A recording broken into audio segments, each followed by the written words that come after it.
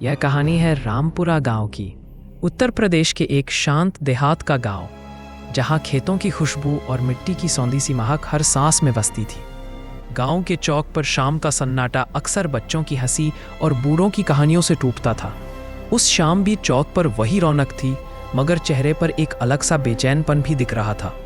विक्रम और अमन चौक पर बैठे थे। उनकी आंखों में वही बेचैनी थी जिसे बस दोस्त ही समझ सकते थे।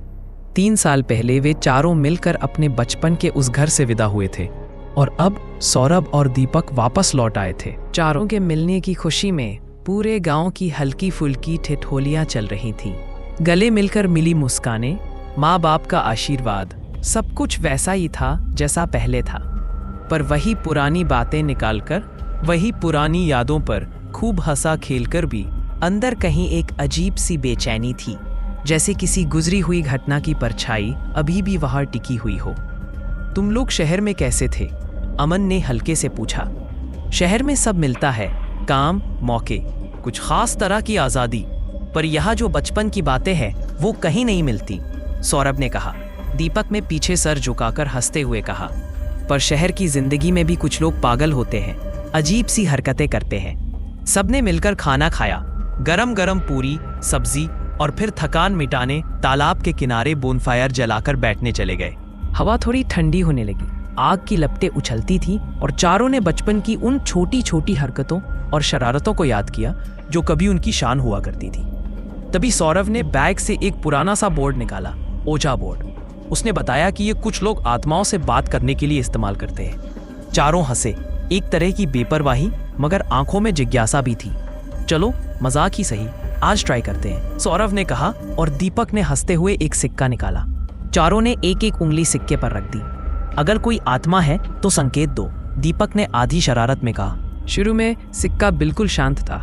थोड़ी देर की खामोशी के बाद वह बिना किसी के छुए हल्की हल्की हिलने लगा।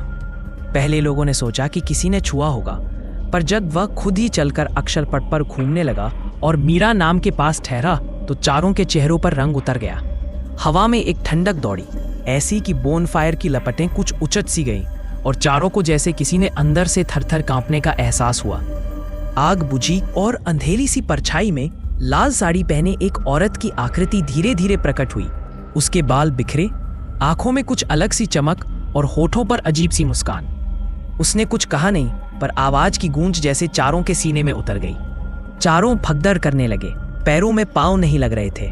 गांव के चौक तक उनके भागने की आवाज और उनके हांफने की गूंज ने लोगों को जगाया। अगले दिन गांव ने एक और खौफनाक नजारा देखा। बंसी की लाश मिली।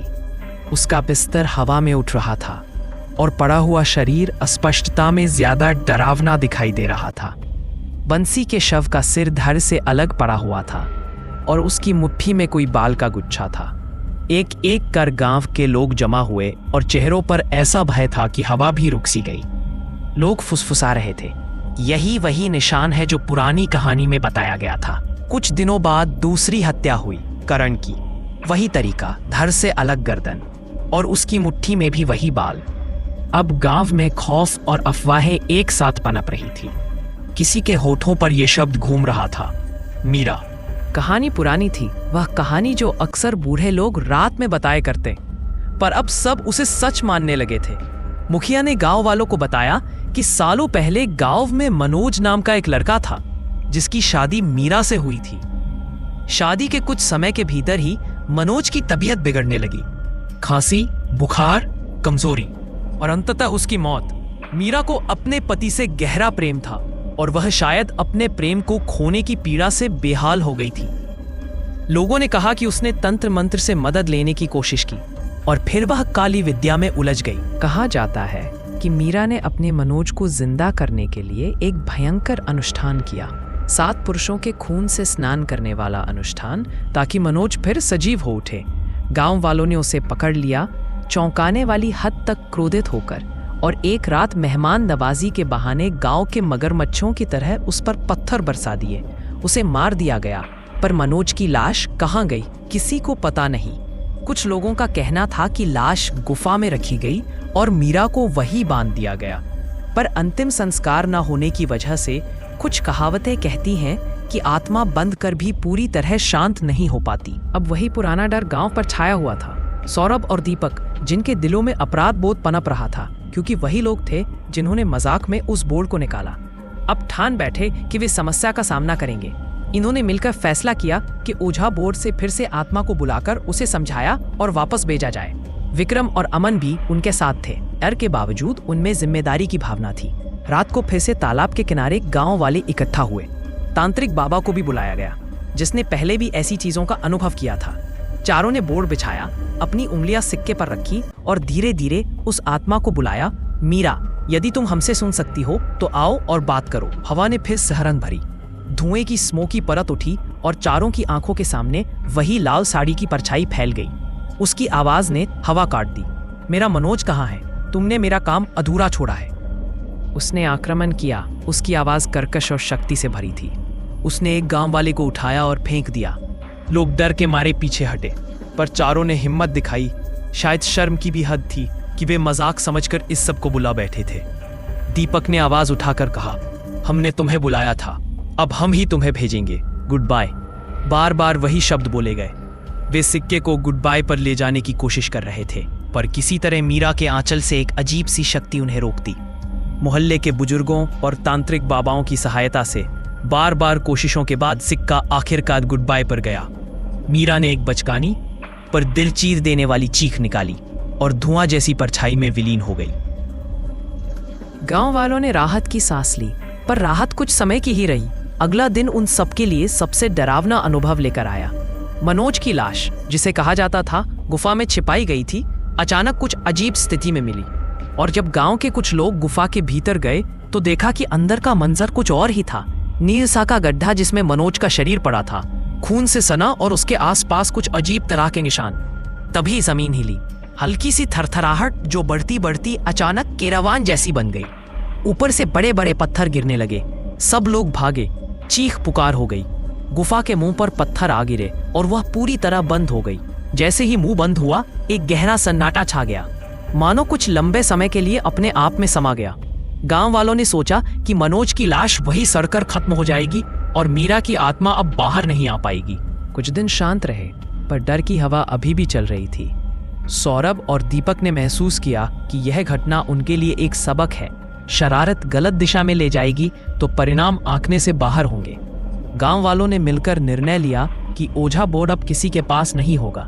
उसे सुरक्षित ढंग से जला देना चाहिए या किसी पवित्र स्थान पर रख देना चाहिए। कुछ लोगों ने कहा कि बोर्ड और सिक्का किसी भी तरह से खतरे की वजह बन सकते हैं, पर कुछ लोग जो डर से प्रेरित थे, रात में भी जंगल में जाने की हिम्मत नहीं कर रहे थे। उसके बावजूद डर की परत इतनी गहरी जम गई थी कि गांव के कुछ लोग रात में ही जंगल की ओर जाने पर सावधान रहते। तांत्रिक बड़ों ने कुछ रक्षा के उपाय किए, मंत्र, आग, गोलों का चक्र, पर कुछ भी पूरी तरह भरोसेमंद नहीं लगा, क्योंकि जो चीज आत्मा से जुड़ी हो उसे केवल सामान्य उपायों से नियंत्रित नहीं किया जा सकता था। उसे सही संस्कार, सही अंतिम कर्म और प्रेम की शुद्ध स्मृति की आवश्यकता होती है। समय बीतता गया। सौरभ और दीपक ने घर छोड़ने की ठानी। वे फिर शहर लौटना चाहते थे। गांव में कुछ शांति लौट आई थी, पर वे जानते थे कि यह शांति अस्थायी हो सकती है। बस में बैठते समय जब वे धीरे धीरे गांव से दूर निकल रहे थे, एक अजीब सी खामोशी थी, जैसे कोई पीछे हटकर उन्हें देख रहा हो। सबसे डरावनी बात यह थी कि उसी रात कुछ लोग जंगल में बैठे थे। ओझा बोर्ड फिर निकला था और कुछ पुरुष सिक्के की हलचल देख रहे थे। हवा में एक भयानक हंसी गूंजी, छोटे छोटे टकराते सिलसिले, संकेत कि खेल पूरी तरह खत्म नहीं हुआ। कहानी यही खत्म नहीं हुई, क्योंकि कुछ चीजें, खासकर जब वे अनुचित तरीके से शुरू होती हैं, तो वे वही रुकी नहीं रहती। मीरा की आत्मा का मामला था प्रेम और क्रोध का मिश्रण। प्रेम ने उसे अलौकिक शक्तियां दी और क्रोध ने उसे एक छोर तक बांध दिया। उसके लौटने की कहानी ने गांव के हर घर, हर चौखट और हर पगंडी को बदल कर रख दिया। समय के साथ गांव वालों ने एक नया नियम बनाया, पुराने कामों, अनुष्ठानों और किस्सों का सम्मान करना और ओझा जैसे खिलौनों से दूर रहना। नई पीढ़ी को उस रात की कहानी बताई गई, किस तरह मजाक ने खतरनाक मोड़ लिया और किस तरह कुछ गलतियां पुरानी धूल से भी बदतर असर कर सकती हैं। लेकिन जब रात गहरी होती थी और चांद बादलों के पीछे छिपता था, तब कहीं न कहीं तांत्रिकों की बताइयां और भी गूंजती थीं।